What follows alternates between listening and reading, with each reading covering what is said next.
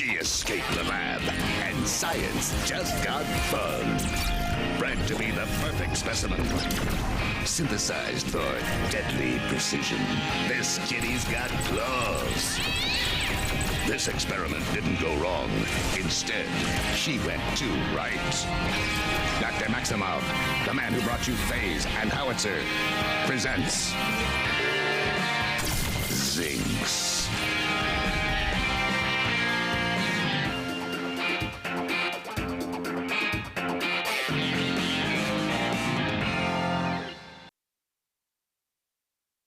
Hello everyone and welcome to today's dev live stream. My name is KL Smith, joined by Mooney. What's up, guys? Christian. Hello. We are going to talk all about Zinx, one of my favorite announced trailers. It's top two Oh two yeah, for me. yeah. Oh my, it was insane. Like I remember watching that. Like I caught it at like Zeke's desk, I think, like earlier on, and I was just like I heard the like kitty's got claws. I was just like, oh, this is gonna be great. I was like, this is gonna be. I even remember like we just sat here like doing the movie announcer voice for like. Yeah. So I gotta ask this, Christian. But before we get started today, I always we never ask this question. What do you think as a designer, as someone that's worked on the kit, when you see what the capture team and the editors put together for the announced trailer? Like, what is you go, oh, like, Yes. what's your reaction? Yeah, so this one was really cool. Like, you actually get to sit in there and like watch as everything's like coming together, which is really nice. You get to have some input, but this is really like their forte, so you just like kind of let them deal with it. But when they told me we were going for like this kind of angle and stuff, it was a little bit weird to me at first. But then like as everything came together and like I heard the first version of it with I think it was Zeke's voice actually did it. And it was just like so good. It's like I knew it was gonna be amazing after that. All right, I've never asked anybody that. All right, so today, as always, we're gonna be hitting Zinx's development process, how she came to be, and where she's gonna sit in gameplay. Then we're gonna get into talking to the community. So we have Christian on to talk through design. Then we're going to have our modeling and artists, Mark and Brad, come on and talk about creating Zinx, that process. And then we'll have Geronimo, Jack, and Andimus Games to come on from the community, answer some questions on your guys' behalf. And then they will get to see, actually they will get to stream Zinx gameplay like we always do. But they'll also get to see some of the new hotness coming out. So before we get started, we have a couple updates. So 41.3, we typically run through this. The release notes should be out and live. Yep, check those out. And I want to stress this for the next couple weeks so you guys can spread the message. The next few releases, 41.3, which is going to have Zinx, 41.4 and 41.5, they're going to be relatively light updates because we're trying to basically stabilize and get ready for this huge monumental update that is V42. So you will see us hitting that in social. We'll be on Reddit talking about that, forums, on Twitter. If you guys hit us up in Discord. Again, we're going to stress that the next couple of weeks they're going to be light updates because we're trying to buckle down and get ready for this tremendous amount of change that's coming to the game. So stay on your toes, be alert, let other community members know, do your part to spread that message. So Zinx will be out on tomorrow. We'll have an early update, 3:45-ish a.m. It's typically our release time. We'll have some new skins, a new emote. We'll have the Star Queen skin, which I'm going to show you guys in game.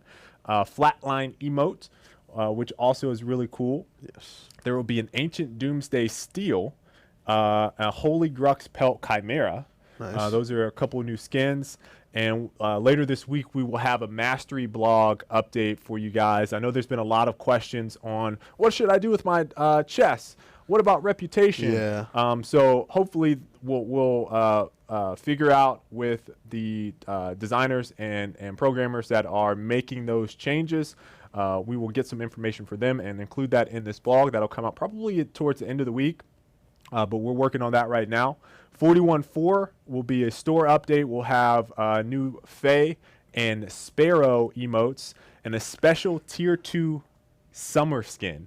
Now, I've seen this thing. The team right now is working on the trailer for it. Woo! Oh, we have a trailer for it? Let's go. Let's go. It's a small one. So I mean, no, but it's a small one. But I'm still excited because I know, because of the skin, right? For context. Yeah. Summertime. Some context, dude. Summertime. It's one of the coolest ones we've done. It's really good. You guys will you will love it. be awesome. You're gonna love it. Then 41.5, we will have another store update. Now, the week of 41.5, that is July 31st, we will have out 20 teams. We will have out some casters, Shane, Pookie, some other community members, maybe Nabori stop by. But we will have the Paragon exhibition event August 4th through the 6th. That is right before the major V42 update, where we will host a $15,000 tournament between the teams Think Twice, Toronto Esports, Oxygen, and Reborn. Should be a great matchup and competition for that week. But we will also have a couple other announcements that we'll hopefully make during that event. So if you have anything planned for August 4th that's Paragon related, this is something that should be on your list. August 4th through the 6th, check out the Paragon exhibition event. Mark that calendar. Yes, you want to do that. All right. Then again, V42, huge update, card rework, mastery rework, gameplay rebalance, Iggy rework, no new hero, but monumental changes coming in V42. And of course, stay tuned over the next couple of weeks. Like obviously, as Kale said, we're dropping some of that information about the mastery stuff and coming up. You know, these community corners. Like watch a lot of our social channels. Yep. We'll be sharing that information with you guys as we get closer and closer to this huge update. Yes. So, and I'm going to talk with Shimbrari. He doesn't know this yet, so we're announcing it right now. Perfect. Hey, Shimbrari, we're going to talk to you. But we're going to try to talk to this Shimbrari, Mooney, and I for the next community corner that'll come out on Friday. So, Matt, if you're watching. We've already talked. Yeah, I mean, we'll see what we'll see what your coming. descalator is. What Kale said. So let's drop some lore, and then we'll get into Zinx. All right. So lore for Zinx. She is a product of Trion Industries, Trion Labs bioweapons division. But unlike the others, she's not a mutated creature. Rather, she's a completely new life form synthesized in a controlled environment. The 348th attempt, to be exact, to create this perfect specimen. She broke free as a part of an escape set in motion by an unnamed hero. That one, I'm going to keep that under wraps. I know who it is. Howitzer and FaZe. So she has a relationship with Howitzer, FaZe, and an unnamed hero. Once free, she set up a clinic in the wastelands of Amida, and she helps those in need of medical care. So she has a soft side to her. She can tear you up in battle, or she can heal you. Yeah. What a great life. Zinx giveth and Zinx taketh away. Yeah, I like that. There you go. I like that. Now we're gonna hop into the design of Zinx with Christian, but before we do, we have the overview video for you guys. So check that out.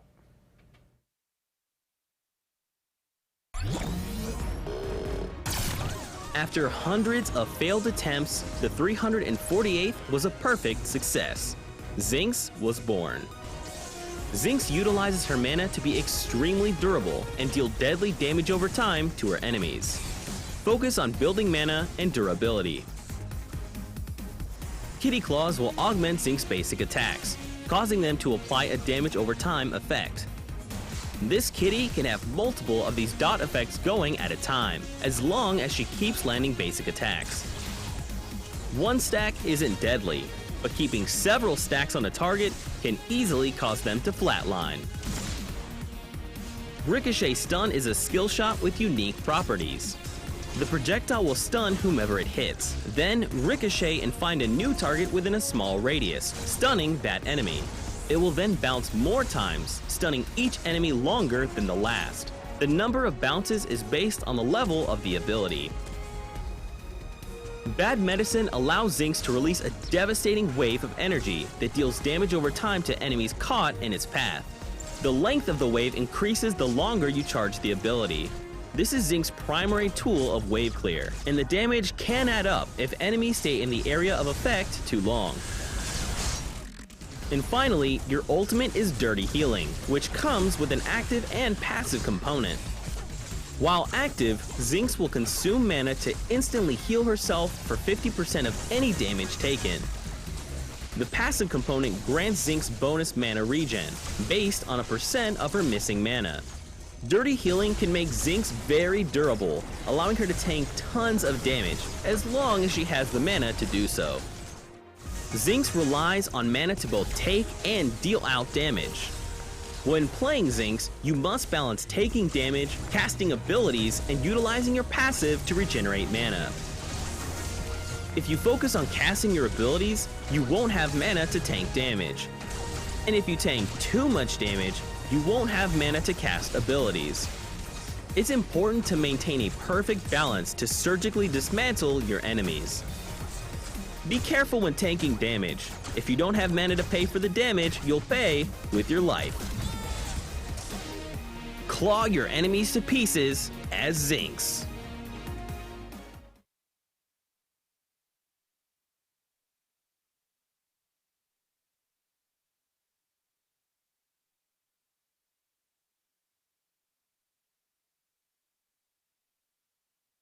It was, how can you kind of describe, what were some of the design goals behind her creation?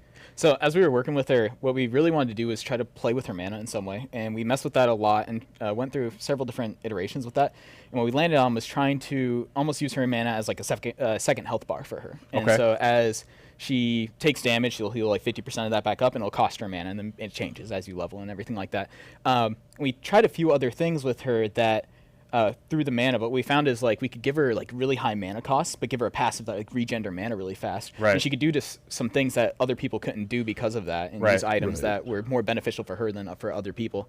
We really wanted her to just be like a tank, but in a way of like that she's so threatening as you just let her just do her stuff, that you have to kill her. Right. And you have to deal with her. Yeah, she becomes like she just draws aggro, and if you don't stop her from doing all her damage and everything, she'll just eventually finish off everybody in the like team. Zinx is going to do Zinx things. You need to kill her to stop her. Yeah, pretty much. And Cameron brought it up on Community Corner about how important mana management is. And when playing her, it's very apparent, oh, I'm not used to this. Right?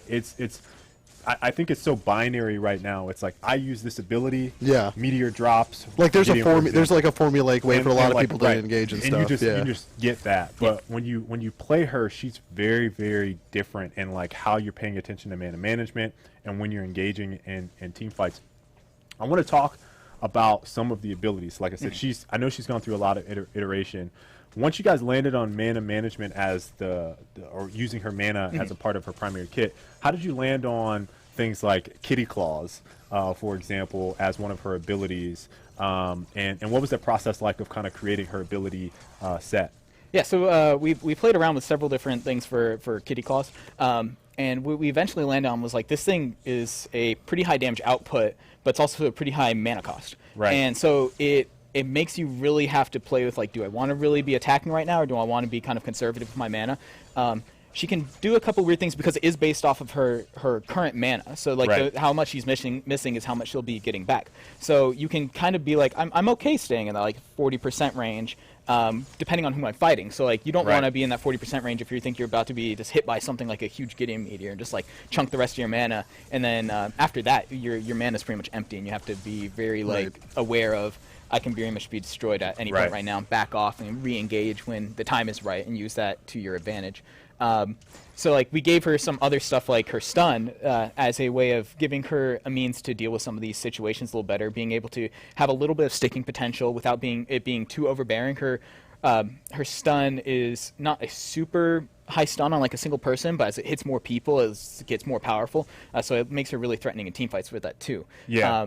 Everything around her kit, actually, as you play her, you'll realize it's all in the shooter range. She has no abilities to actually go outside that range. If her stun hits something, it can keep bouncing, but it doesn't actually get outside that range when you just throw it normally. Right. So you have to be very aware of that. Yeah. And she kind of has like this zone around her, and it makes it really interesting playing her because you have to be super aware of that zone more so than like some of the other heroes, and when people are in it and out of it, and when they can get out of it if they're in it, and knowing when to expend that mana to try to convert that, because everything she has is just like really high cost. You can easily get yourself to a spot where you're out of mana or pretty low on mana, even though she has the regen and that will put you into a place that you don't really want to be. And it's, you know what, when you talk about that, she kind of has this like ebb and flow, right? It's like, all right, I'm in this fight, okay, I need to back off. All right, I got my mana back, now I'm in this fight. And once you get that kind of dance down, it makes it so that you really can be impactful in a lot of team fights. And that same dance you're doing with your mana bar, you're doing physically. Like Yeah, you're doing no, the yeah, same it's- dance. You're doing you the know, same dance you kinda have the physically, ebb and flow, working for in and sure. out, working in and out of that zone. Also working in and out of like how much mana I want to use to be effective in this team fight versus like we Cam had talked about in the community corner, like you misplay that mana management, and then all of a sudden you're like too low on mana to be able to And you're dead. survive or cast anything, and now it's just like, I better get out of here or I'm gonna be dead soon. Yeah, so one of the things that actually happened to me recently, there was someone pushing down playing, I can't remember who it was during a recent playtest, and I knew I couldn't actually fight them. Like, even as Zinx, so I was like, I'm really good at 1v1s, but this guy's pretty fed at this point. And so I went in, and I traded about 60% to 70% of my mana and about 35% of my health. But I knew if I stayed in, I was going to die because I didn't have really I was running out of mana. So after that, I backed off and let them keep pushing, but they were at about half health then. And I came around back from the other side, and at that point, my mana's regened all the way back up, and I can re-engage now having full mana again, knowing that I'll only lose another 20% of my health. Mitigating your damage, right? But they're going to die. Yep. Right. Yeah. So it really makes for some interesting interactions between enemy heroes. So one of the other abilities that really caught my attention was Bad Medicine, in that I don't actually think we have another ability like this right now where you charge it up and you get to actually change the variable range. distance of the ability. And so the first time I used it, a hopping game, and I promise you guys, all of you will do this. So I'm giving you this tip. Kale's please, tips. Listen. Please, guys. When you get in the game and you tap it, because that's what you're going to do first, you're going to go, oh, where's it at?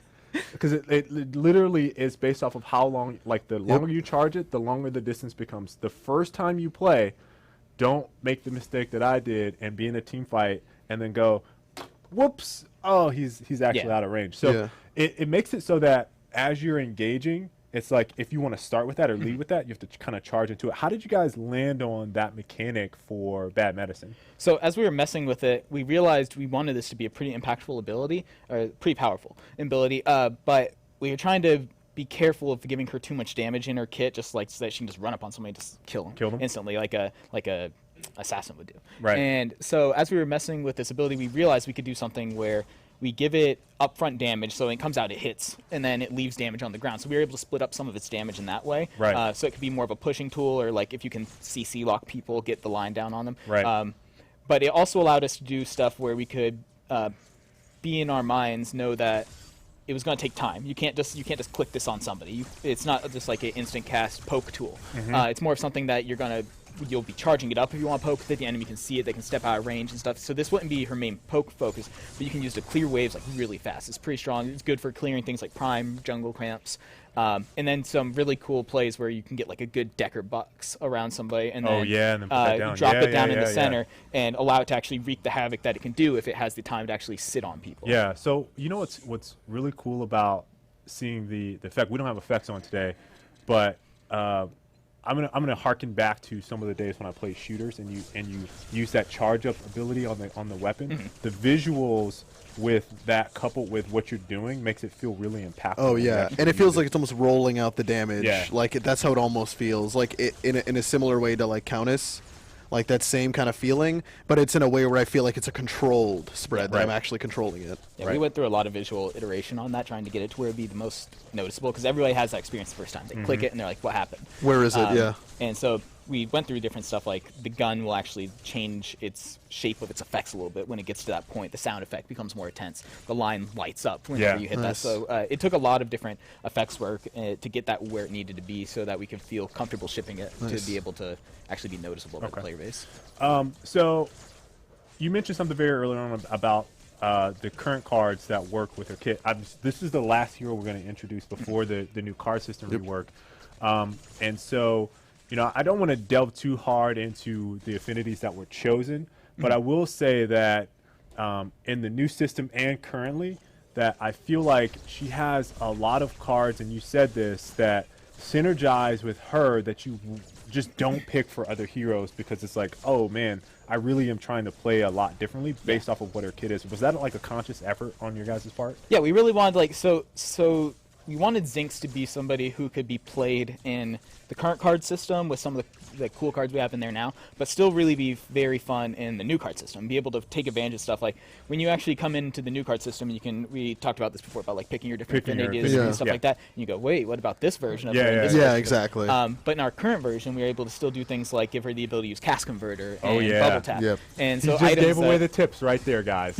He just gave them I hope all you had away. your notepads out. Yeah. So they're items that like normally would cost mana or work off your mana, but she's going to be building more of it than anyone else. Right. Because you don't really need to build much power with her. She's not about building power. She's about living longer than everyone else. And so when I started seeing some of the comp guys use this, they would take Bubble Tap, Cast Converter, and Hemorrhage. And they walk into a fight and just roll their fingers across the numbers, and then they have a huge shield, attack speed buff, and their regen is like out the door. Yeah. And so like you get yourself into a spot where it's like she can use these cards because who cares if I lose 100 mana? It's regenning super fast, but you still have to be conscious of it because if you lose 100 mana, that's effectively losing mana that you could be using to heal or using to attack and stuff. But she can still kind of play on that line a little bit more than some of our other heroes can at the moment. And it's one of those things where like you got to find the scenarios to use those cards in that optimal path because you roll your fingers and then you get hit with a Rampage Rock to the face. It's Yeah, no, for sure, and that's one of the immediate things I noticed, and I've actually and I've said this to a couple people. I've been practicing offlane. Like I feel like she can play a lot of different roles right now. Yeah. You could probably go as far as to say you could play her support, but mid lane, off lane, and off lane right now I've been practicing a whole heck of a lot. And so for her, when I saw her kit and what she does and how she plays, I really, really love the ability space that you kind of have to think about like, oh man, in the off lane she could actually be really good. So was there, when you guys were making the kit, did you have that in mind? Like, okay, she can kind of play kind of like Wraith, right? She can play this role, or this role. What was the main role that you guys kind of saw and envisioned her with, and did you see it being so flexible? So we kind of fell early on into the offlane. Everybody has played her like everywhere at this point. I've seen some of the comp guys try jungling with her, and it's pretty funny. I wouldn't recommend it unless you can do some crazy stuff at the moment. But so when we landed on offlane, we actually developed some of her skills that way of like what would she need as an offlaner? What kind of things could we give her to help her out with this scenario? And so her weakness right now is really just you got to get to level 5. You have to be super aware of her power spikes. Every time you level her ultimate, she just shoots up so much in power. And that pre-level 5 is where you get the opportunity to take advantage of her as the offlaner. And so enemies can, so the carry and the support can really punish her early game. But once she hits that level 5, she's going to be poking at you, and you're going any trade you try to take with her, she's actually going to come out ahead of it. And she's really well at punishing people when they have roaming supports. So like say you have like a Richter as the enemy support. He's going to be wanting to go around and gank and help other people out and stuff. But Zinx is going to be able so well just 1v1 the carry, and if she can get a good stun off, like maybe chain it through the minions and hit him as the last one and get like a really long stun on the person. There's not going to be much stuff that any carry can really do to get out of that. Like you have like Twin Blast can maybe dash and stuff, but that's about it. So she's really good at punishing for that kind of stuff. And then once she gets to her level 5, it's also really hard to gank her. Because you gank her and the amount of effort you have to expend to kill her is a lot higher than you would for a different lane. I've seen her play mid lane, and she can be really fun there too. You kind of play her a little bit less tanky and a little bit more like a mage. Because you need that damage output a little bit more if you're going to take her into that lane. But the role I've played her most in and enjoy her most in is in off lane. Okay, cool. That's what I thought. All right, so next up we're going to have some of our artists talking about the modeling and just her texture creating Zinx. And Christian, appreciate you coming on. No problem, guys. Talking to design. It was awesome to have you. And we'll be right back. Yeah, thank you very much.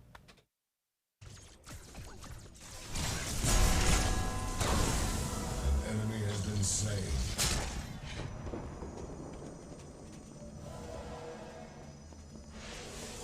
An ally has been slain.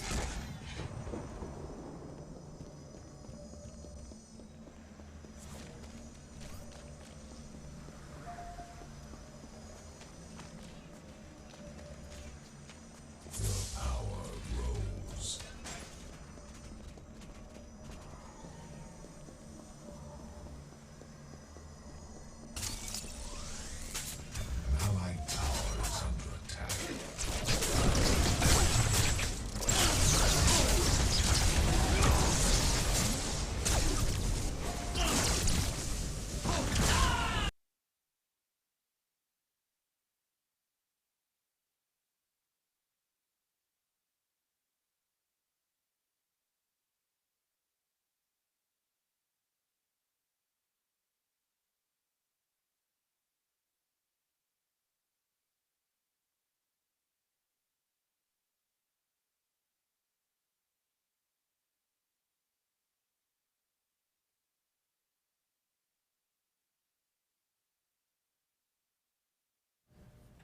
Nice. This is a pretty good master. I like this one a lot. And this is down the line of the ones that I really enjoy. You like where the it's minimal? Well, it's like the minimalist, but it's like this specific things are masterized. You know, that's how I'm gonna like, you know what I mean? Like they're master. I don't know, whatever the descriptive term there is, but like the different pieces of like, I like it when there's like a little knickknacks. That's a good word. Let's keep that. Masterized. Hey man. Here's the Star Queen skin. This is one that was shown in the trailer. Oh, that cape. Yeah, the cape is looking extra fresh. And then she has on the like half helmet, half mask. And then there is an emote. Let me go to. Oh yeah, this is a cool emote. Yeah, that's a cool emote. Where's that at? Here it is. It's the flatline emote. Yeah, that's cool. I love the emotes. So in case you're having a hard time with it and what she's showing, it's a heartbeat, then it flatlines, and then she points at you.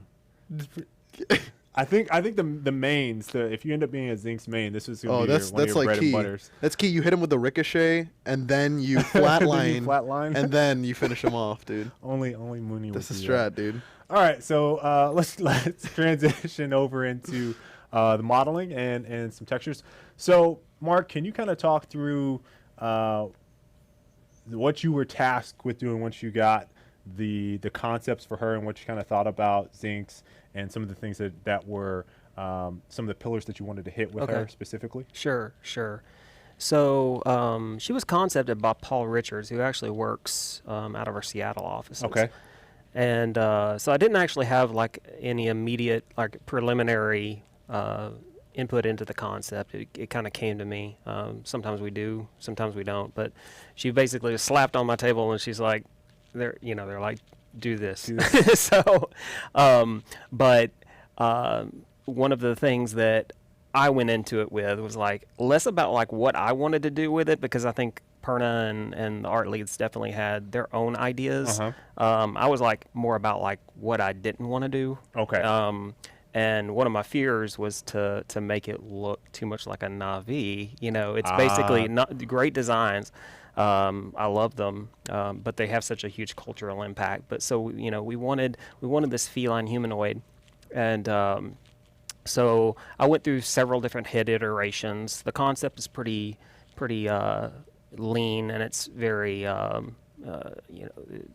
not a lot of detail, not a lot of line work. Paul has adopted a very kind of minimalistic style. Okay. So there was some to read into there. So I was really concerned about the head more than anything else. Yeah. I mean, obviously the body, very kind of svelte body type, but you know, being a tank, I think it's actually kind of interesting, and not to wax too political or rhapsodic about it, but I think it's actually very cool to do a character that has durability and constitution that's not a dwarf or a thick character. It kind of flies in the face of like a lot of those tropes, and so I think from that aspect it was kind of cool to do something that didn't necessarily follow those predefined ideas that people have about what they should be, and so we can have a tank who's petite. So one of the things that really stuck out to me, and I think we're going to go through head models first? That's somewhere in there. I don't know if it's up front. But so one of the things I am drawn to, and I was wondering how you decided to model it, is like, I want to call them feathers, but they're not feathers. Sure. But it's like the kind of like tendrils. Yeah. How did you go about like modeling initially those were modeled in the concept. They were very kind of ambiguous, and I didn't know what they were really. I asked multiple people, and at various points in times I'm like, what exactly are these? The antenna, and different people would call them different things. Okay. So as a result, I modeled them pretty simplistic, and then Brad actually kind of took them off, in the actual texturing phase, and did a lot of the more kind of feather natural kind of treatment to them. So a lot of that's him. Easily one of the most like iconic things about her has to be those, and you notice it like right away. Yeah. Right. So I mean, it looks awesome. So I was kind of curious about that. Were there any hurdles or challenges with her model at all? Not really. She's pretty straightforward just from a technical standpoint. I mean, she's probably one of the first characters that I've done that had like a really, really tight-fitting bodysuit like that. And to keep her very feminine and kind of delicate, you have to like, make your panels and the little incision lines extremely thin and kind of precise. And so just from a modeling standpoint, a lot of times you just don't have a lot of margin for error on those kinds of things. Right. So it's just time consuming. And, when you look at her, in both the concept and in the final model, I hope that I've basically retained that kind of delicacy. Now, like basically, when you look at the concept here, Paul broke out a few things, and if you look at the following concept, I actually went back to our concept artists here at headquarters and had them just kind of detail things a little bit more, at least in certain areas, just to kind of give me a little bit more to go on from a style standpoint. Right.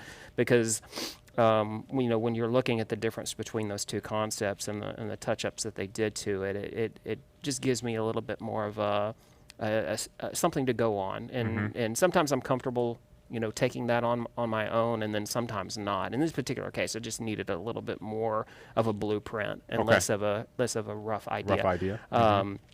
But like Paul had broken out the hand, and later on we'll see. I took areas that Paul had spent a lot of time on and mirrored that in the model. So even though from a distance she may not look like she has a ton of detail, it's very isolated. Okay. And I did some captures of those areas. So yeah, let's just take us through a lot of this modeling process. Okay, so a lot of this is actually rendered in ZBrush, but I did a fair share of remodeling in Max. It's actually a combination, as I generally work nowadays. So all of our organics are done in ZBrush. Some of the mechanical and hard surface components are done in ZBrush, and then some of them are done in Max. This is a pose, so the pose was done in ZBrush, and later on, as you cycle through the images, we'll see a version of whether it's in our what we call a T pose or a rig pose, and that's the version of the model that we actually hand off to rig and animation. So this is the T pose, and this is basically in a static symmetrical pose that we then put a skeleton over for animation. So this is a breakout of the hand, and like I said, Paul had spent some time actually detailing that out, and so I followed through on that. But not all aspects of her body are this heavily detailed, but I basically tried to reduce visual noise. It's more about like what I call distribution of detail. Right. And obviously if you did this across her entire body, it would just be a mess. Yeah. Right. But it's cool to have like those little areas of detail. Like I remember on the initial like concept, seeing that whole like a little reference point for the thermometer, like the blood transfusion, like having those little points like that tie back into her like like doctor role kind of thing. Sure. It's like really cool to see like the little subtle things that don't add up to being like, we're trying to do this a lot. It's just it exists and it feels natural. Yeah, because of how it exists. Yeah, it kind of creates a little bit more of a backstory to the character. Yeah. Right. Yeah. A lot of that kind of is. It should be organic. It shouldn't be so overt that it's battering you over the head with it. But there are hints of those things here and there. And then next we had the weapon. Nice. Yeah. One of the things that I loved about the weapon, and I mentioned it earlier with design, is just like it really harkens me back to some of my favorite shooters, and it feels impactful.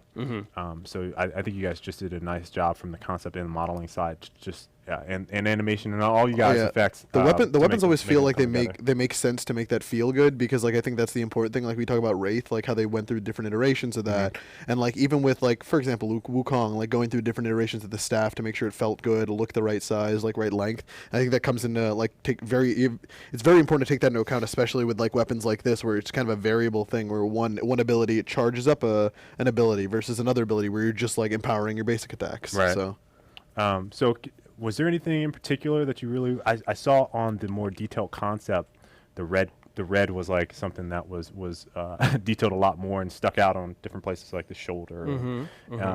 So was there anything particularly pressing about the weapon itself that took a lot? No, not really. I had asked if it was supposed to animate or do anything, any transformations. And believe me, whenever they come back and they're like, yeah, it has a bunch of transformations, you go, okay, add weeks to my schedule. But no, fortunately, it was pretty straightforward. And the other advantage that we have in that is that, once you start doing a lot of transformation and a lot of components, it starts to like add difficulty and complication to doing things like skins. Right. And so, yeah, she's actually pretty straightforward, and there weren't any real technical hurdles on the weapon side. And then, getting to So the reason I included this was just me like kind of iterating on the head. So some of my experimentation here is purpose deviation from the concept. And, like the second one there kind of has a bone structure more akin to like a lion. And some of the other ones will look a little bit more elvish or, kind of pixie-ish. Perna came back, and he liked the center one most, and then basically I had already done something a little bit closer to the concept, and that's the final one there on the end. Right. But part of the reason that I included this is because as part of my workflow now, especially on heads, almost exclusively on heads really, I'll do exports from ZBrush and bring them directly into our Unreal 4. Okay. And the reason for that is because you'll do things like either in Max or ZBrush, you'll get them in the editor and they look entirely different. Right, yeah. And so these are great ways to basically preliminary. They're all they're really, really quick to do. A lot of the adjustments here are pretty subtle. But once you get them in the editor, right, you see things, especially as the shadows are cast on it and everything. Little small adjustments make a huge difference in just the kind of perception that you have of the character. And what's great about this is the descriptions underneath. I can tell that they visibly look different, but when you attach rat-like, you see you it, notice it, sure. and the bone structure. In the face, and like when so you subtle, but you realize how different it actually makes. Yeah, I mean, moving, like the cheekbone, for instance. The cheekbones has changed pretty much, I think, between every one of those. And some of those subtleties are nothing more than moving, points on the face, nothing more than probably the width of, like, the eyelid or the thickness of the eyelid, and just the way that the shadows play off of it make a huge difference. Wow. So, those changes are easy to make, but there's hundreds of them to make across the surface. Think about of the that head, next time you make a play. Think about the thickness of Zinx's eyelids. Yeah. That's what I want you to think about. So a lot of just minuscule changes, but yeah, the one there on the end is actually probably closest to the final concept anyway. But if you were to compare this image, so this is the final head here on the end, but if you compared that back to the one in ZBrush, you go, that looks like a different head, and it's the same head. So okay.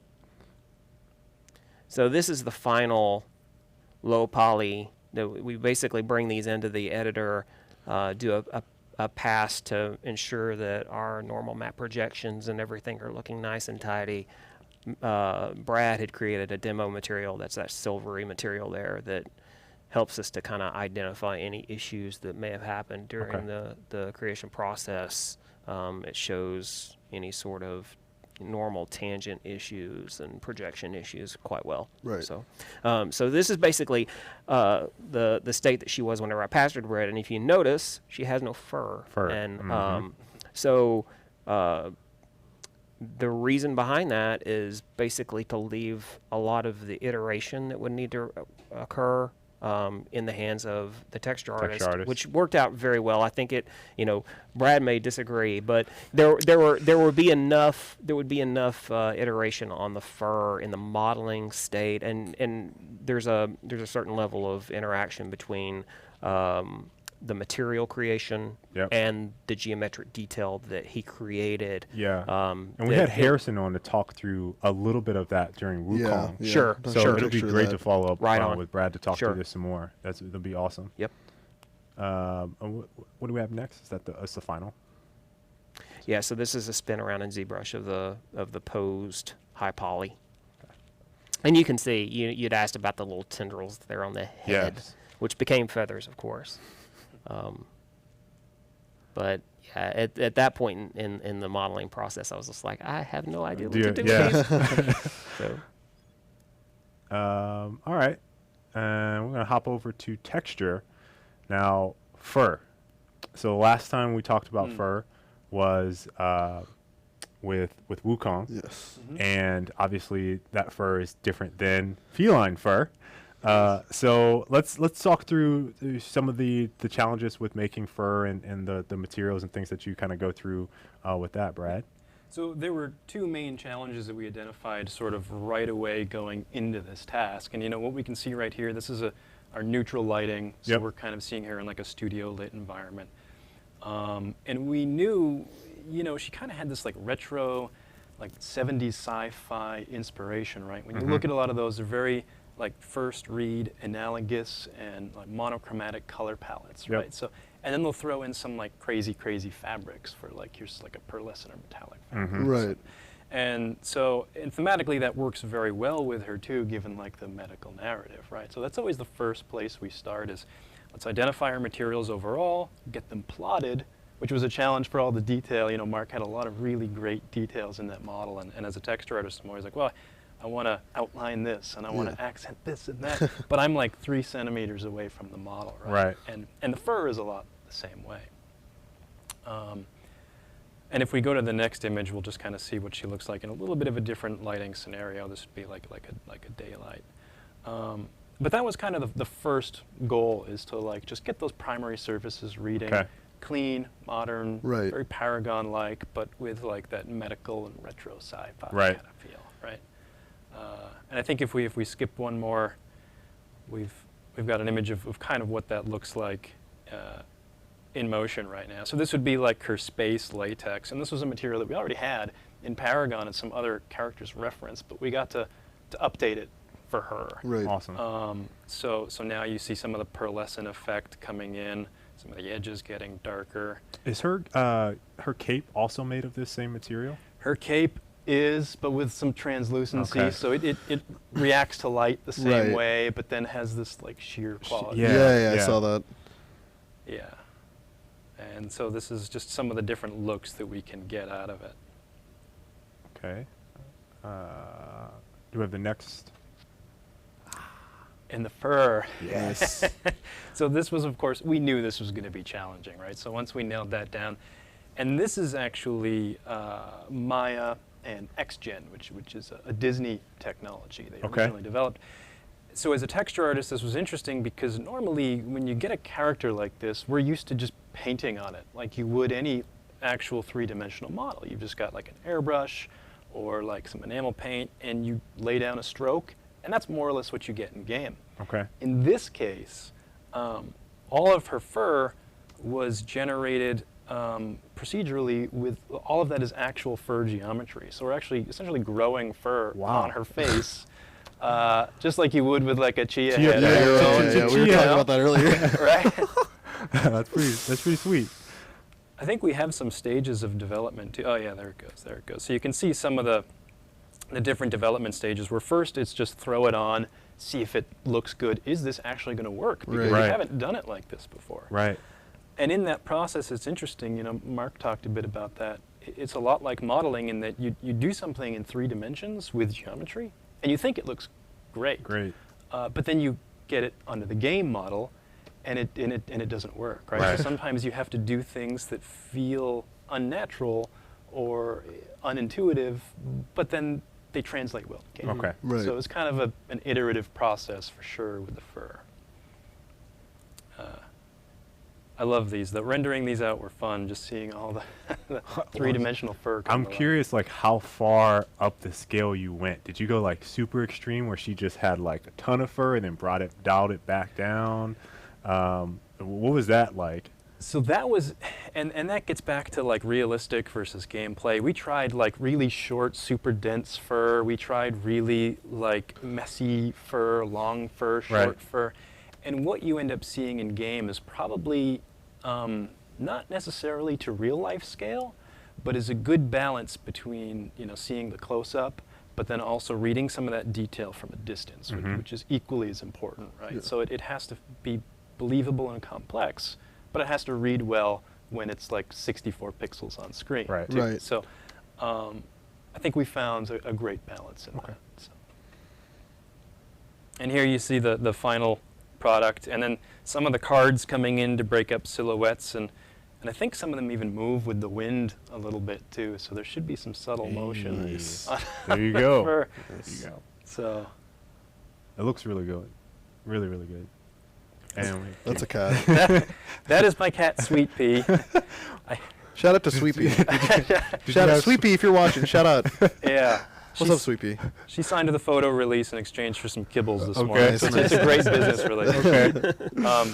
But one of the things, you'll notice that what's really great about her as reference material is you can see that each hair has a unique color, right? So once we had that geometry, the next challenge was, well, how do we colorize it realistically? You know, you don't want to paint 2 or 3 colors across a single piece of hair because it just won't look believable. Right. It'll look muddy, right? So if we skip forward, we can kind of see some of that process.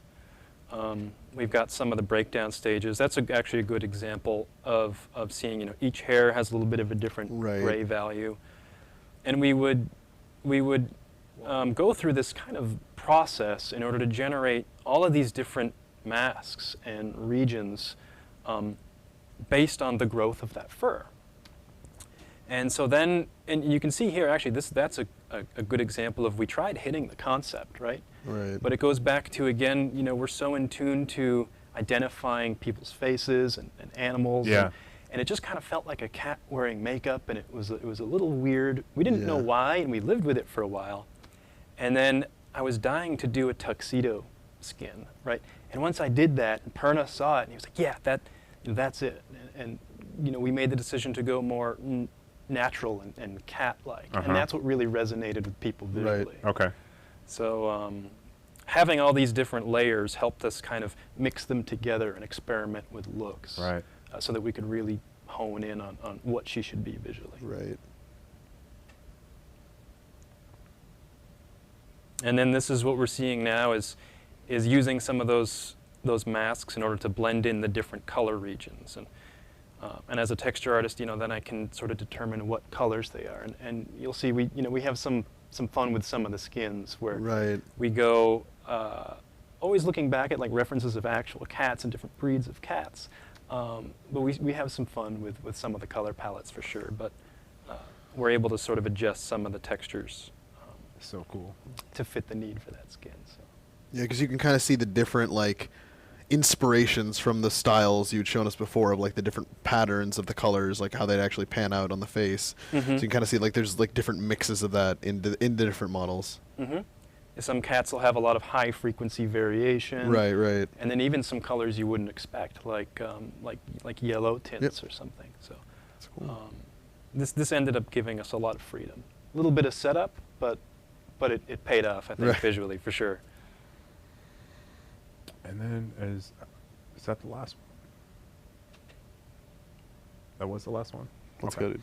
Well, really appreciate you guys. Yeah, walking thanks us for coming through on, that. guys. That was, I that was love really cool. love talking about the art side of all the heroes because there's so much effort that gets put into each and every single one of the heroes. And it's not just the guys who show up here on the Yeah, Oh yeah, yeah. no, of Yeah. course not. Basically, Shout out it's to like huge. animation, Yeah. FX, everybody in the process because it like comes down to those little subtle things like Brad, like with just the fact that we're growing the hair, things are more natural because it all goes into that end game feel that you're like playing this hero in this world and you feel like that. And it always seems like without fail, every single new hero, we always figure out a way to do something a better, little different, something and a different, little some better, efficiency. like, Yeah, and better is basically we grow as artists, as we're doing this stuff. So it goes without saying, I think that as the game grows, we grow. Right. So all right. Whenever I'm asked what the hardest character I've done is, it's always the last character. Sure. Yeah, for sure. Well, Mark, Brad, thank you guys Thanks for coming on. Next up, we will have Geronimo, Jack, and Animus to talk community stuff. So stay tuned. We'll be right back.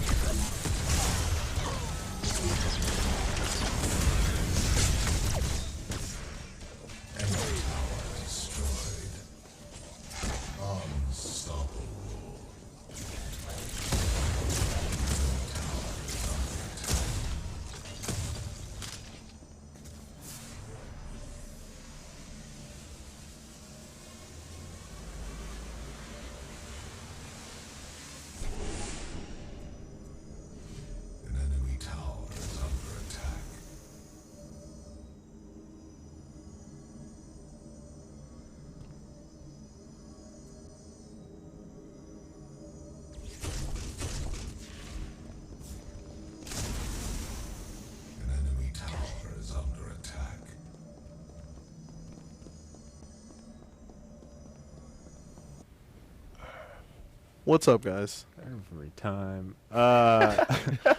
Jack, Andy, Andimus, thank you guys for coming on. Hope you guys had a safe trip over. Oh, No yeah. Scary stories. Nothing crazy. No. Beat that storm last night. That Oh, did we? happened. It was Yeah, there was like a nasty it was a storm. weird storm. Yeah, It was like raining, pouring, and Yeah. then 5 minutes later. I mean, it's classic. It was like 20 minutes. I Yeah. didn't. Not gonna lie, I didn't even see that. You went to bed real early too. No, I didn't. Yeah, you I was did. watching, some TV and stuff. Gotta get ready, all right? Of course. So, for those of you guys who don't know, both Jack and Andrew have been basically involved with the community for a little while now. Both you guys have been on YouTube.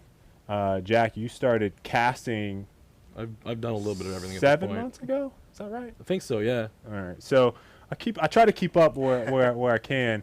And Animus, I'm not exactly sure when you started making YouTube videos, but I know you've been doing it for a little while now as well. Yes. Yeah. So can you guys kind of talk us through how you guys got involved with the community and what that has been like for you guys? So at least for me, I initially saw Paragon come out, and I thought it was gonna be a really good game, promising. The art was beautiful. I like graphic design, so actually a lot of the things that drew me into the game weren't what normal people would say. It's like I like the UI design, I like the attention to detail, I liked the animations, and Right. I know Epic Games consistently is very good with those things, and they're really good with like monster design. So I wanted to see where they go, and I was playing League of Legends for like 5 years, and I really wanted to kind of start making YouTube content because I come from a radio background, and I thought it'd be fun to do, but it's hard to get in there. So with Paragon being a brand new game, having no real community set up yet, it's a good place to get in on the ground floor. And I wanted to be that positive community member. I wanted to be that community figurehead. Remember the And so it was a lighthouse. good- You remember the lighthouse? In the Yeah, oh game. yeah, exactly. Yeah. So I thought it'd be a good opportunity to kind of get into You that. always find a way to put in the He lighthouse. He literally said, "I want to be a positive force in the community." You cannot. He get actually, on I me think for he this. might have that under like that. It says lighthouse, I think- positive force in the community. I think that's So besides the actually- point, please continue. But yeah, so that was the main thing for me, and through then I got involved in adminning for both the largest Facebook group communities, which are 13,000 members apiece for Paragon MOBA and the Paragon PS4 community. Okay. Nice. I did my own YouTube content, started streaming, and eventually we got into casting with what was at the time the PCS. We then merged into the PCL. So now I work with Shane and Notch and all Yep. those guys over there in the render pith. And it's been a lot of fun since then, and seeing going forward what we can get done. Okay. Awesome. Animus, what about you? I mean, honestly, for me, I just started. I loved video games. I loved playing them, so I just wanted to make my own content. I watched Let's Plays and all that jazz. Yeah. But I loved the idea of creating my own content. I Okay. just wanted to start out that way. Okay. And then just started out, just having fun with it. All right. Yeah. All right.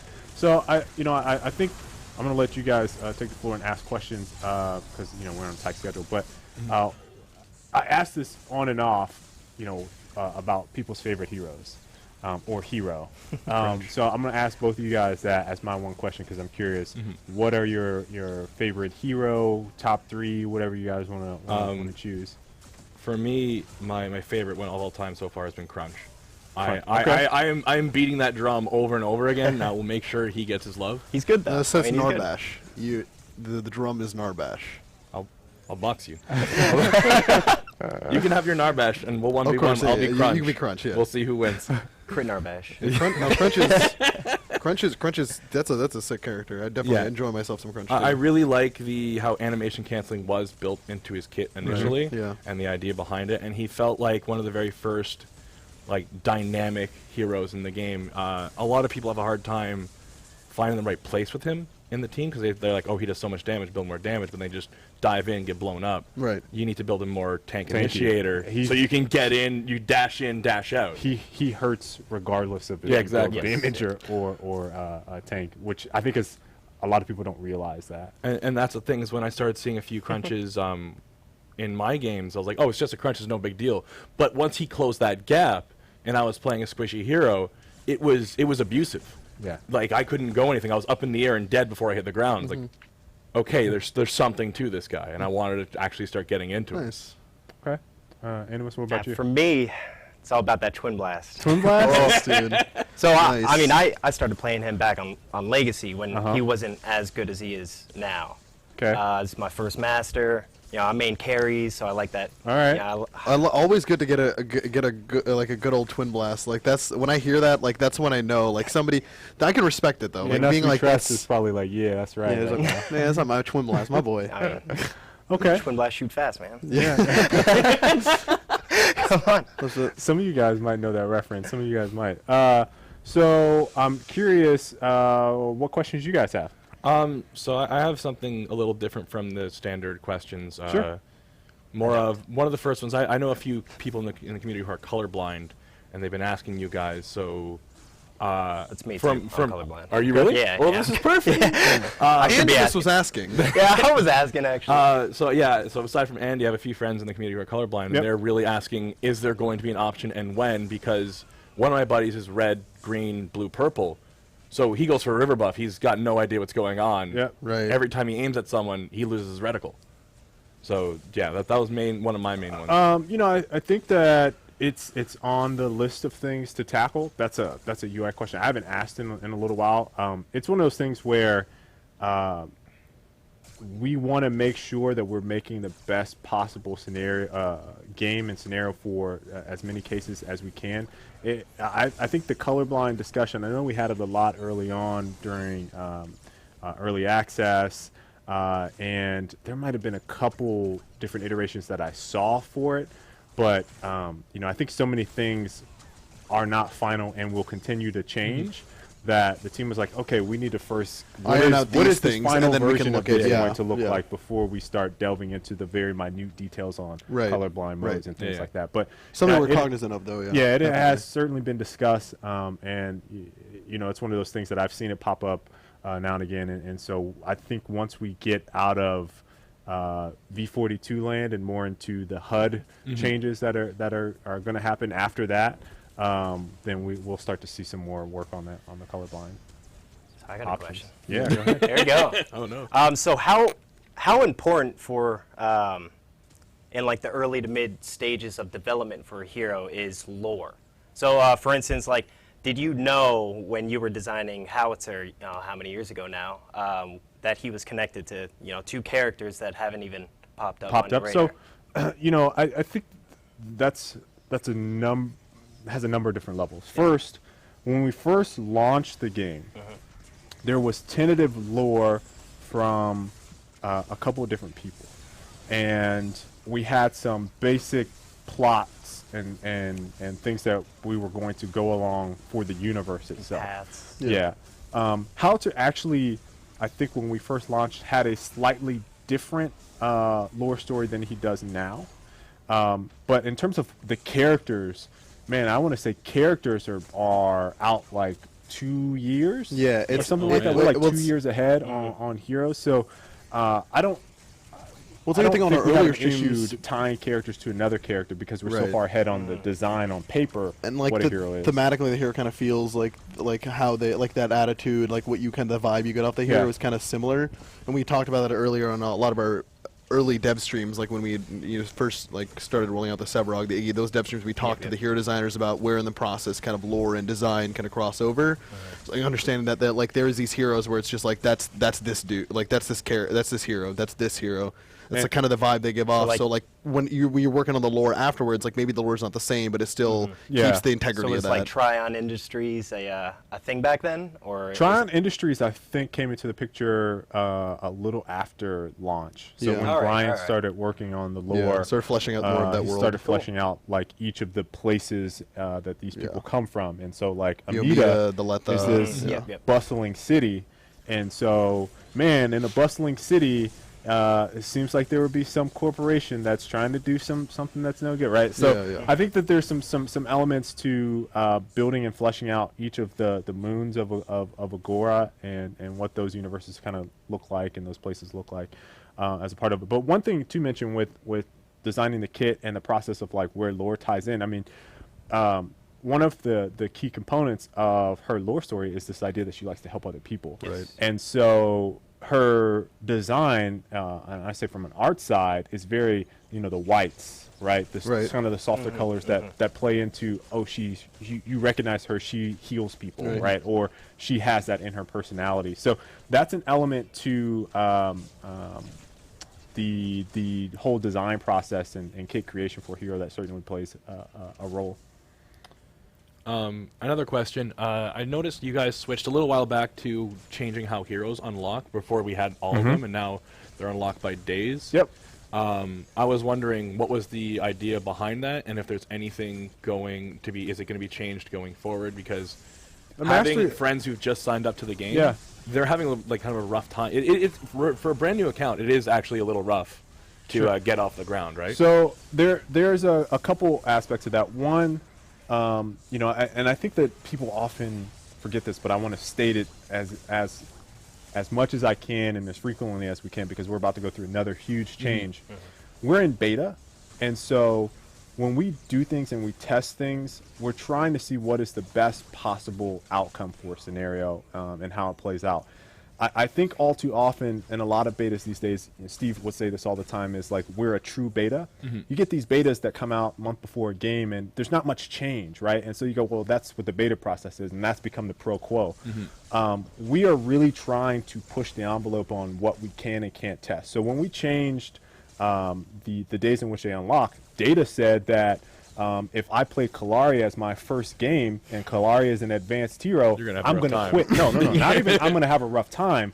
I will leave and not play your game again after day one, right? Yeah. So that's very, very important, and people don't often hear those things, but it's like you have to be very cognizant of people's play experience, and I think people take that for granted, right? Like, if you play a hard hero, you lose and you don't understand at all what is happening, you can say, yeah, tutorial this, tutorial that. But if you're a brand new player playing an advanced hero, and after your first game, you drop out of the game, that's not a good experience. Yeah. So we were testing that to see, okay, if we gate the heroes by days and you progress to that area, by 12 days in, you should have a better understanding rather than 10 levels in of understanding, which you can get in the play session. Yeah.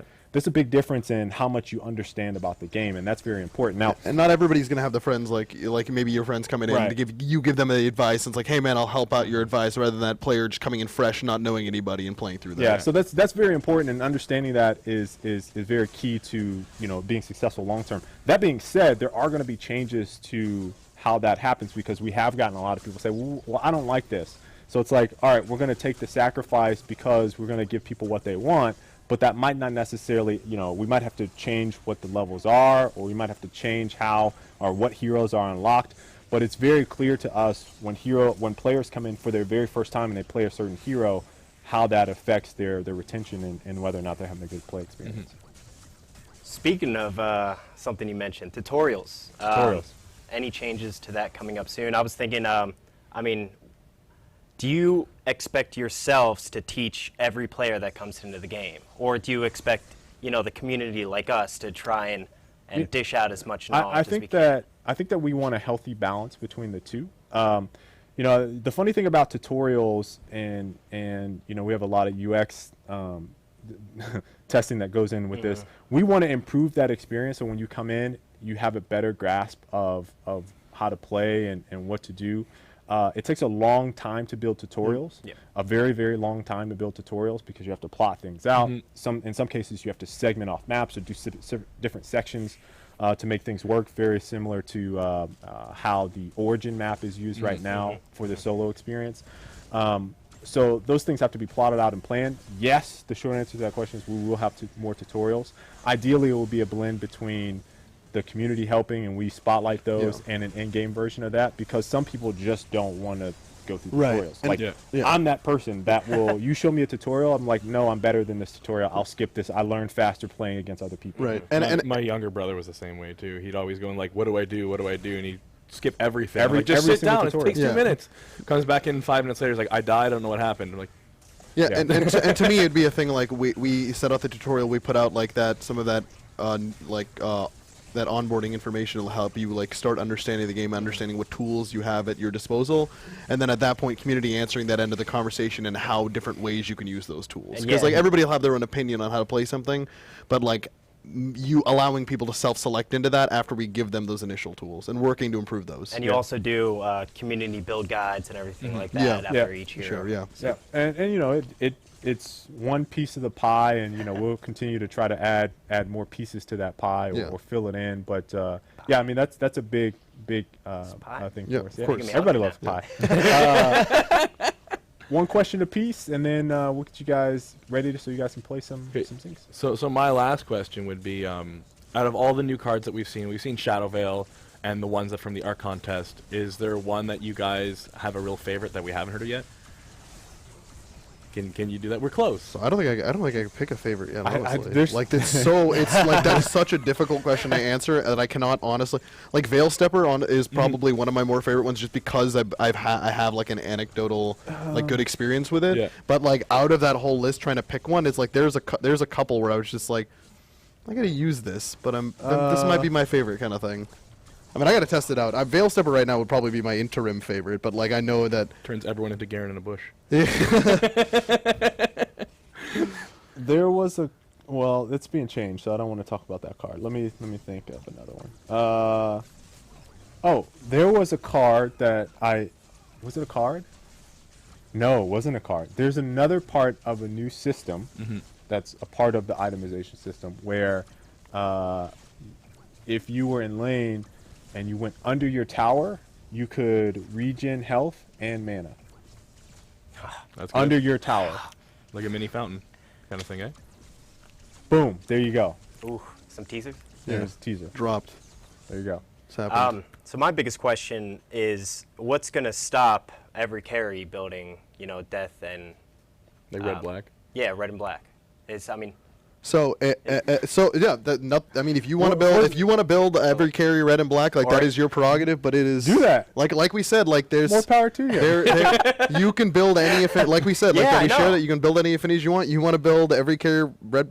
I promise you this: if you do that, you're gonna play against someone else that has a card that's not in those affinities, and you go, "Oh my God, they just played a completely different way." Yeah. And maybe I need to switch up how I'm thinking. But the system is being built so that you have the option to do that. And what people are basing their assumptions on is the current cards. understanding of how the That's affinities true, function, yeah. And so how the affinities function, how this is they're a represented. new, entirely new card system, right? So what you're saying about chaos and death which is red black right now.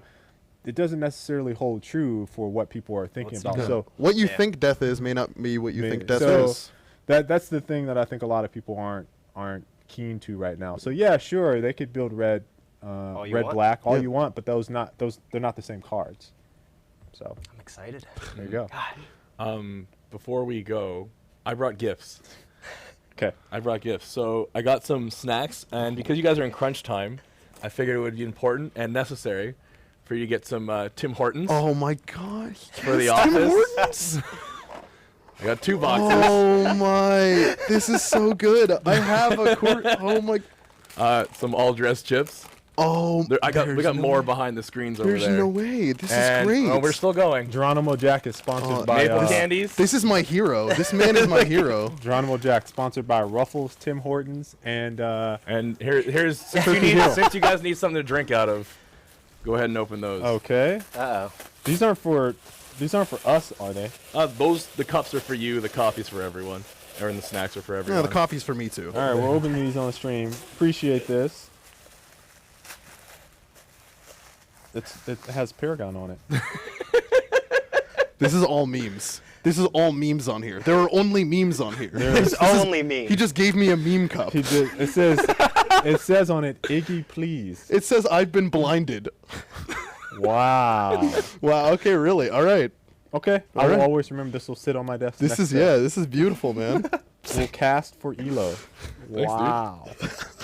The meme.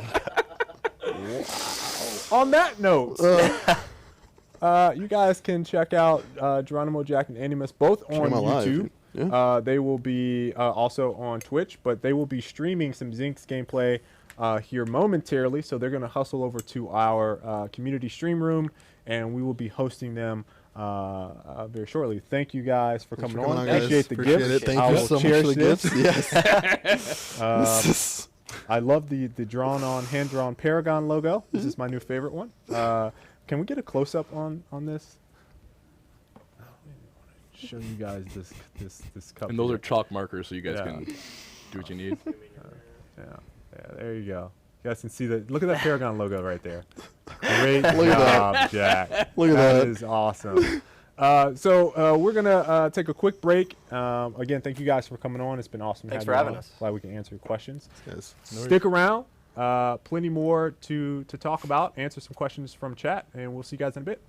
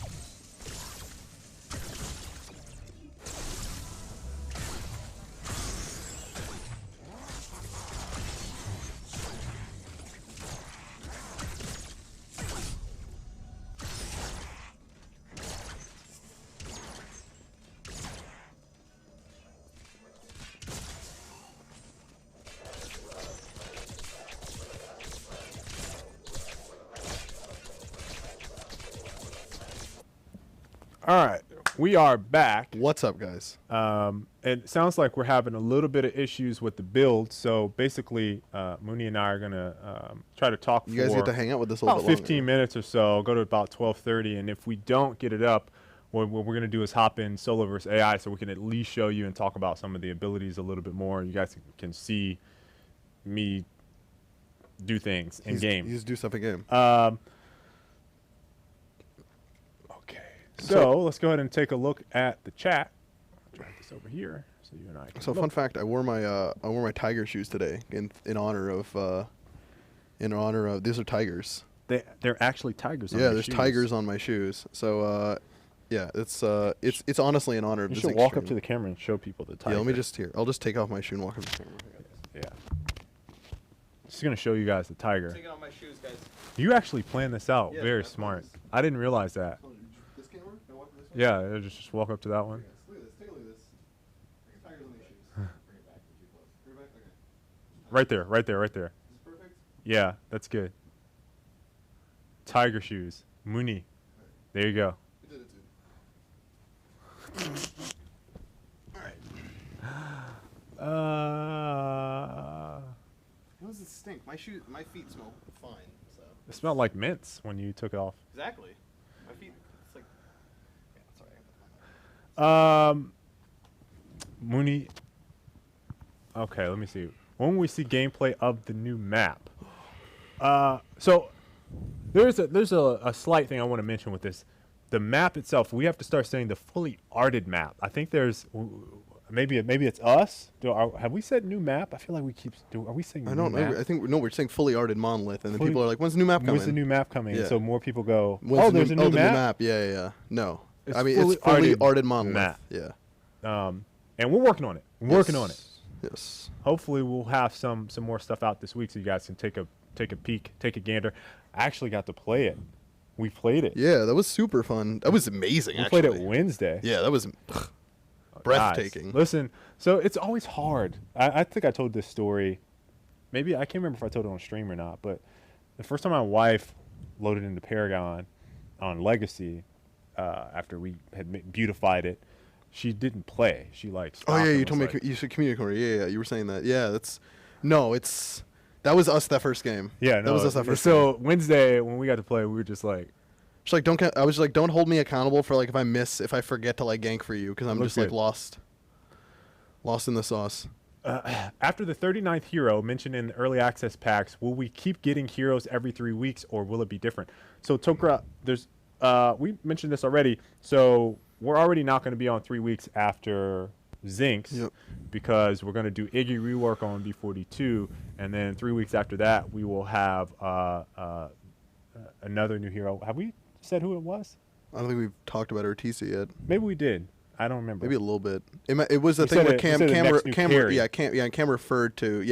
the next referred new to carry will be after that. So yeah, it's certainly something that we're thinking about, and I think the team is going to evaluate where we're at. Obviously, one of the things that we mentioned in the next big update blog was taking some time to go back and update some of our older heroes that were made for Legacy, that are specifically designed around that map, and bringing those up to speed on Monolith. So that's going to be a big priority for us, and I don't know how that will shift out any plans that we have for more heroes, but I expect more information soon. It's just too far out for me to really be able to give you a solid answer on that one.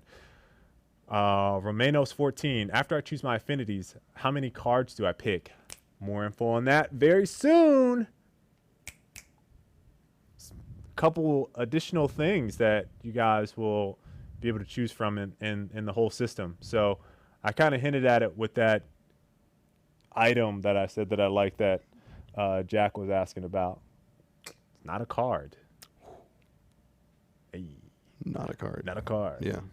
That's like the crossword puzzle. Will universal cards be gone in the new system? Yes. Yes. There are no universal cards.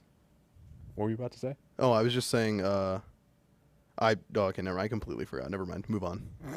It is gone, and I'm not gonna attempt to get it back. Will Fang Mao's range be changed? I keep missing basic attacks, and I feel that I should be landing based on his weapon being longer. Dexter, I don't think there's any plans to. I don't know what the design team has for Fang Mao. That's a question I'd have to ask them, but I don't think there's any changes. No, I mean we made the reticle reticle change a while back for him to make it feel more like more aligned with his swings on the hero. So I think that was like the most recent change we had made with regards to that. I have to talk to the design team because the one melee hero that I know that a lot of work was done to the range was Yin. Yeah, because she has the whip. The variable right? stuff. Right? Yeah, so, I've not followed up with them on characters like Fang Mao. With the hiring of a VO coordinator, this is I missed it. Where'd it go? No, I'm sorry, I missed the VO coordinator. It disappeared. We're way down. It might be similar to like we got a question about that. Is there a limit to affinities in a deck? Jonesters, it's the same as it is now. 2. Will Magma Grux skin be in a loot crate? I don't know, Caber. I've not I've not gotten any word for that one. Right now, it's in a the monthly Mega Vault up until the end of this month. Yep. So those of you guys try your hand. trying your hand at it. That's where it's currently at. That's basically free. You just play to try to get it. There hasn't been any discussion of whether or not it will be outside of the monthly Mega Vault.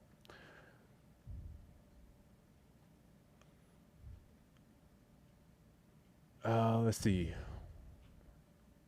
Will we still be able to purchase hero masteries in the big update? Yes, Nick. We actually have a mastery blog coming out later this week that'll talk more about that. I mentioned it on Friday's Community Corner. I'm going to say it again now. If you do not own masteries, if you are a player that was outside of the Founders Packs that got all, the 39 that are coming, if you only have 1 or 2 heroes that you really like playing, that won't matter either, but that more info on that soon. But if you do not own hero masteries, you definitely want to purchase them now. Now is the time to spend your rep on those hero masteries. Again, we mentioned that there's more cosmetic items in there. You guys will get more goodies that'll impact gameplay from that. And that's all from playing and using your reputation now on those masteries. They are very, very, very, very, very, very, very important in the new update. There's a lot of varies, so it's important.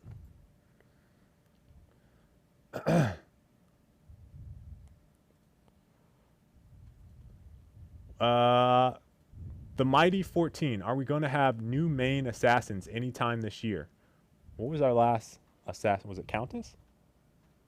Not really. It was more like Morgesh was kind of an assassin. Kind of felt in that line. It was like if they're speaking in regards to like the Kalari of each lane that Cam was talking about when he talks about those heroes.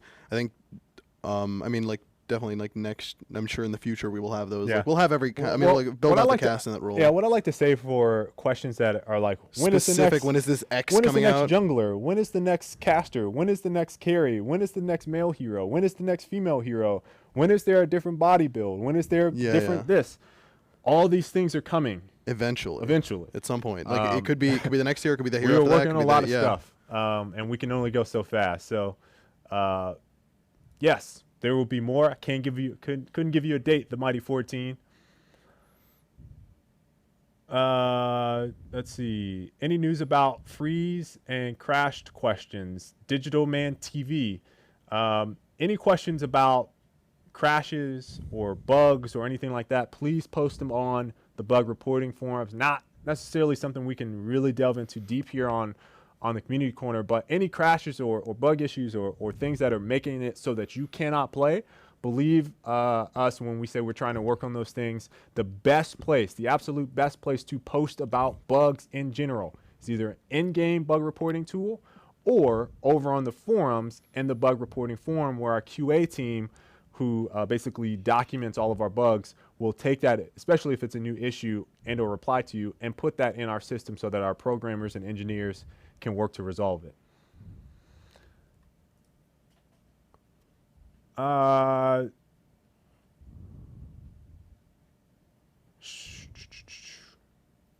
Here it is. Creative Chaos. With the hiring of a VO coordinator, our VO something we might be expecting after August. Creative Chaos, I think we're trying to shore that up more for the the launch of the game, which we've already said is early 2018. They are, vigorously working to get the audio up to snuff and fleshed out. But it's basically like they have to, in order to hit our current pacing, they have catch to up and then do all the other stuff. Right, yeah. So yeah, it's a step process. It's a step in that direction. All right, let me check to see if Jack is on. Somebody said we're good to go. That was Chris. Chris pinged me, said we're good to go. Is that Chris? Let's go, dude.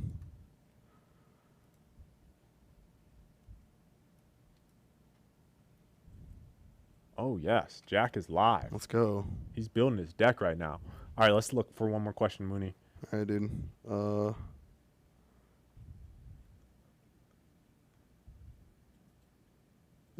Is there any way you guys could get I'm going to answer another one. Is there any way you guys could get a Snapchat and like sneak peeks at things in the office.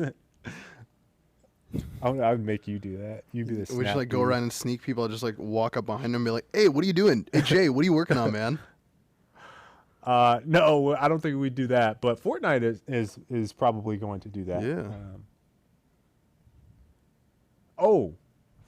You guys will hear more about this, but Fortnite coming out July 25th. There will be some cross-promotional items. I should mention this now because I won't get a chance to on-stream live next week when this happens. But on the 25th, if you have Fortnite and you have Paragon, you will get an in-game banner in Paragon, and then you'll get an in-game icon in Fortnite if you have both. So probably some more things planned, but this is the first take at that. And I know we had some questions about that from community members that I saw. Why is Mooney so cute? Oh. Okay, stop. Don't do that. Just. All right, one last question. Card packs. All right, so I see a lot of questions here about card packs. What should I do with chests? What should I do with number? Yeah, so this is something we're looking into, guys. So yeah, we mentioned this earlier during the stream. We're gonna get more information for you guys. I don't want to misspeak on anything without having Matt Shambari up, but the plan is by the end of the week to have a very informative. This is what you should do with your card packs, your chests. And we'll give you guys a couple different scenarios on how that will benefit you going into the new system. The economy is changing. Right. Rep will be much more valuable. Masteries will be much more valuable and much more important. And like I said before, if you don't own Masteries, pick those up now. But for all those card packs, dismantling cards, opening chests, all that stuff, we want to answer that for in a written blog later in the week. Yep. We're definitely trying to iron out. We're definitely trying to iron out how that old system, new system transition looks. So. All right, we're going to go ahead and host up Geronimo Jack. Hope you guys enjoyed today's show. If you did, follow the channel. Yep. Follow us on Twitter. Come hang out with us. Subscribe to us on YouTube. Come hang out. Yeah, we're here. Leave us some questions for Community Corner. Again, we're going to try to talk with Matt Shambari, who is our lead on UI. And he is basically tasked with revamping the entire system for Masteries, and we're hoping to have him on for Friday for the Community Corner to talk to you guys about that. In the meantime, head over to Jack's channel, show some community love over there. Show some love to Jack. Watch him play some Zinx, and see the new hero that's coming out tomorrow, 3:45 a.m. Be ready for that new Zinx build. And we'll see you guys.